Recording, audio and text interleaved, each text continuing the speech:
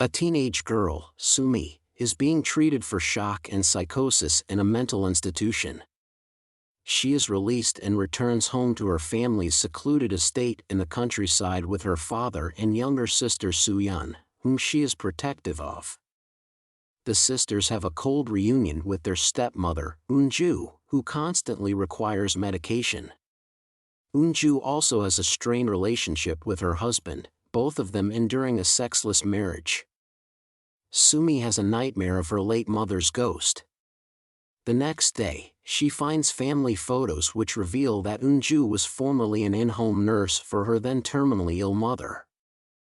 She discovers bruises on her sister's arms and suspects Eun-ju is responsible.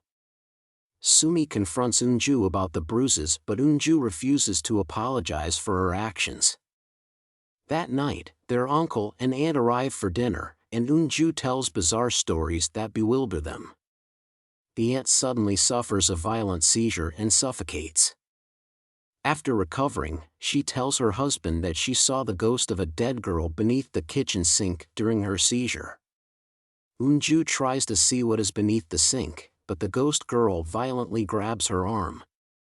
Eun-ju's relationship with her stepdaughter sours after she finds her pet bird mutilated and killed and her personal photographs defaced.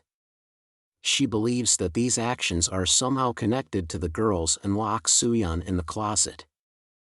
Sumi releases her and tells her father about the abuse.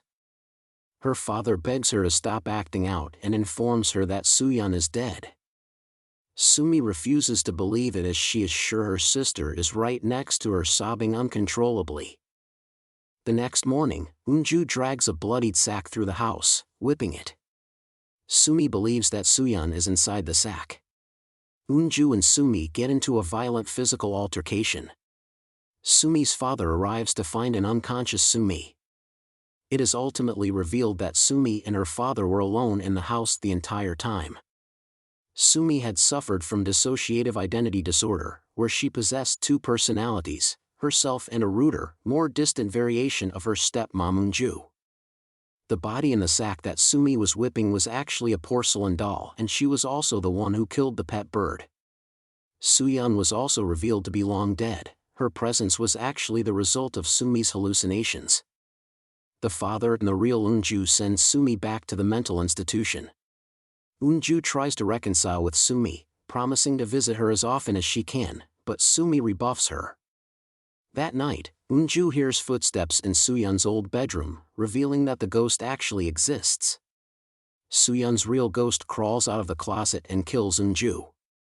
Meanwhile, Sumi smiles, appearing to have finally found peace. Flashbacks reveal the day that led Sumi to be institutionalized. While her terminally ill mother was still alive, her father engaged in an adulterous affair with Eun-ju when she was still their in-home nurse. This upsets the sisters and drives their mother to hang herself in the closet of Soo-yeon's bedroom. Soo-yeon attempts to revive her, but the closet collapses on top of her.